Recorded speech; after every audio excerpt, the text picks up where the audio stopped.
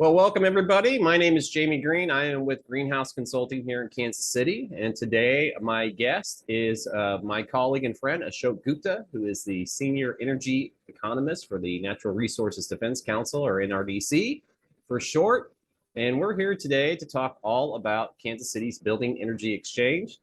And Ashok, I think a good place to start to talk a little bit about your role being you're the chair of the board, correct? Correct. So, I've been in Kansas City almost 10 years now, and you and I have worked together very closely. And one of the areas we really want to transform is the building sector. And the new plan of Climate Action KC and the new plan of Kansas City, Missouri calls for really remaking our buildings and decarbonizing our buildings. And what we need is a whole ecosystem to get there. And the Building Energy Exchange is a way to develop a safe place for people to come and work together to solve our problems. I can go into more details, but that's kind of the gist of why the Building Energy Exchange was necessary.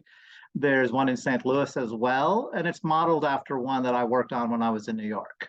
Well, I think that's a good place, a good segue. We could talk a little bit about, I know you're a Kansas City and true now, Ashok. You've been here for over 10 years, but in your previous world in New York City, I know you worked a lot on climate energy issues there, and through the leadership of Mayor Bloomberg and a lot of other folks, that they kind of were on the vanguard about talking about buildings and how you can make a real dent in your carbon footprint from a collective standpoint from the city. So let's talk a little bit about what happened in New York and how you transferred some of those practices here to Kansas City.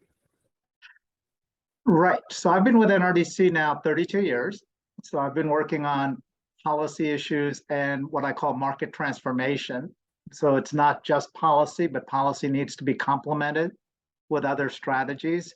So we know we need to support builders and others to actually do the things that they want to do. So my going into this is it's doable. The solutions exist. You can have all the policies in the world, but you have to help people comply and implement some of the solutions that are already out there. We know we can build buildings that are zero carbon and zero emissions. The question is, why isn't it happening? What are the costs? What's the role of the bankers and lenders? What's the role of the utilities? And so the work in New York was just really, something that comes up everywhere where we work. And NRDC works in 30 plus states. So this is not a New York or West Coast issue. The challenge ends up being, how do you align the interest of multiple parties to achieve the goals? And the goals aren't just environmental. The goals are actually about affordability and lower cost and more comfortable spaces. And for the electric utilities, it's also about a more reliable grid, because demand goes through the roof on hot days and cold days. And if you can actually put downward pressure by having more efficient buildings, you're also helping the grid out, and therefore all customers benefit from energy efficiency taking place. I think that's a really important point.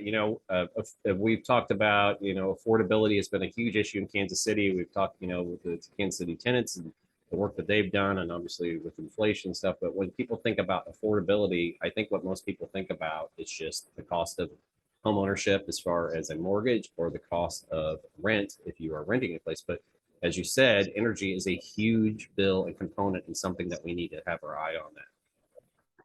Yeah, the operating costs can't be ignored. So part of the energy conversation has to be around operating costs combined with housing costs. And like I said, that requires, not shifting burdens to one set of players. So the question is really, what is the role of builders, utilities, bankers, occupants in getting to the goals we want to achieve?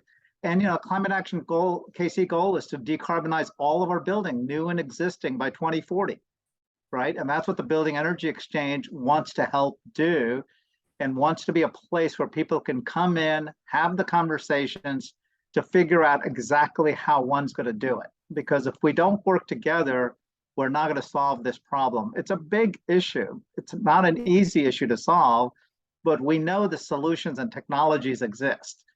So the challenge now is implementation. It's not just about technology. It's really about why technologies don't get deployed. In this case, it's not even technology. It's really about even just something as basic as insulation, right? Insulating your house, the walls and the roof, so you can be more comfortable, right? And pay less on your energy costs. And so the question is really one of how and when, and better windows. So there are a lot of specifics around what needs to happen. The question is, why doesn't it happen? And how do people need to come together to make those solutions a reality? Absolutely. And a point of that, the Biden administration, there have been two huge bills that have been passed. And we talked about upfront costs and stuff, but let's talk a little bit about the federal programs that are coming down the pike that can help not only people that own large buildings, but even people, homeowners too. So Ashok, can you kind of give a quick update about that? Yeah, I mean, we're lucky right now where we actually can get federal resources to help us do what we want to do. So the question is, how do we organize ourselves to be able to better take advantage of tax credits and rebates and other incentives and other support systems that, even complying with the building codes and things like that. So there's a lot of resources, but again, getting those resources won't happen automatically either. So we need to kind of work with the state, local governments, private sector, and hopefully, again, the Building Energy Exchange can be that instrument to help us access those federal dollars and then use them effectively and efficiently with the private sector dollars, because in the end, you're never going to have enough public dollars to get us all the way. So this has to be a public-private partnership, and there's a very important role for the utilities to play in working with their customers and their incentive programs. So to me, again, I always think of this as going to require everybody. There's no way you can do this. So public dollars, yes. Private dollars, absolutely. And utility dollars, yes, too. So in order to solve this problem of affordability and reliability and sustainability, energy efficiency has to be key in terms of achieving our goals, and it will help us decarbonize our buildings. And municipalities can really be an important player. They can start even with their own building stock, right? They have to be able to show the way and say, look, we can do it in our own buildings. And you have to be able to practice what you preach in terms of these issues too. And you and I worked on benchmarking. That was just a way to get more information in the marketplace.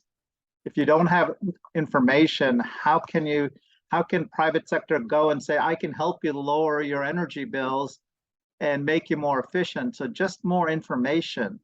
Unlike buildings, I mean, for cars, for appliances, there's labeling. One of the biggest energy users for us is, of course, our buildings and the homes and offices we live in. And can you get any information on how efficient your new purchase might be or your new rental might be? Not really. So we have to make the markets work better too by having better information in the marketplace. And again, the municipalities can start by benchmarking their own buildings and disclosing them.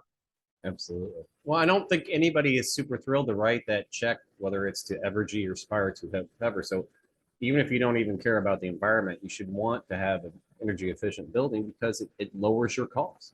Yep. And even the utilities know the benefit of energy efficiency, because otherwise they have to invest all of this money in new infrastructure. And the example I use is like, our delivery system for electricity is like if you were running a truck delivery system and you had trucks sitting around to deliver one package one day a year. And then you had to have 20% extra trucks sitting around in case some of those other trucks broke down. And we pay for all of that. So anything we can do to kind of better manage that peak demand through more efficiency, through insulation, it's good for all customers and actually helps the utilities maintain the grid in a much smarter way. So that's why utilities have supported efficiency programs for a long time in this area. And we've had those programs in Missouri. We're trying to get them in Kansas. So we do need to think, from a systemic perspective, a system-wide perspective on the benefits of energy efficiency. It's really about not wanting to waste things, right? And if you do that, that's a very conservative idea. And again, the idea here is let's not waste, because that is what's causing not only environmental problem for occupants, and also problem from a utility perspective in terms of how to manage the grid in a much smarter way. Absolutely. Well, and I think obviously you and I know, but for people out there, buildings in Kansas City is over 60% of our collective carbon footprint.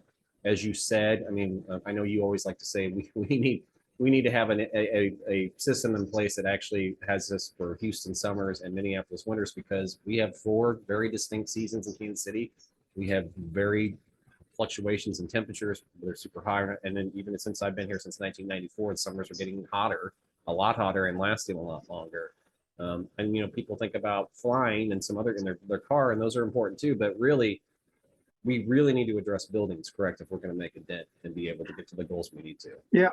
And it starts with comfort. I mean, to me, we spend a lot of time in buildings, all of us collectively. I mean, whether it's in our homes, our offices, our schools, you know, the amount of time we spend in buildings, you know, sleeping, eating, whatever, you know, it's just 2/3, 3/4 of our lives are spent in buildings. And we've got to make those buildings work better. And that's the challenge and the opportunity to improve people's lives first and foremost. And yes, along with that, then with comfort and safety and health comes, yes, lower cost and all the other benefits I've spoken about. So this is something, you know, I've been focused on for over 30 years. To me, it doesn't matter whether it's New York or Kansas City or St. Louis, or, you know, we're working on this in Indianapolis or Chicago. These are issues that pop up everywhere, and we just need to collectively work on it. And I'll go back to why Building Energy Exchange. It's been up for a year. We've got a good board, we've got good executive director, and we're really trying to get these conversations started. So if we want by 2040 or even 2030 goals to achieve what we want, we're going to have to work together. So I think that's my primary point here is we can be fighting or disagreeing, but let's find ways to solve this problem for the sake of everybody's interests here. Absolutely. So for those people who want to have more information, the website, and we'll put this down here too, but it is www.be-exkc.org. That's the Building Energy Exchange. And as you said, Ashley Sadowski does a great job as the executive director for this program. And as we finish up, any closing thoughts, Ashok, before we go? No, I mean, the goal here is to discover all the different pathways. So they're going to be a little different for single family, for multifamily affordable. So we're not saying there's one size fits all, right?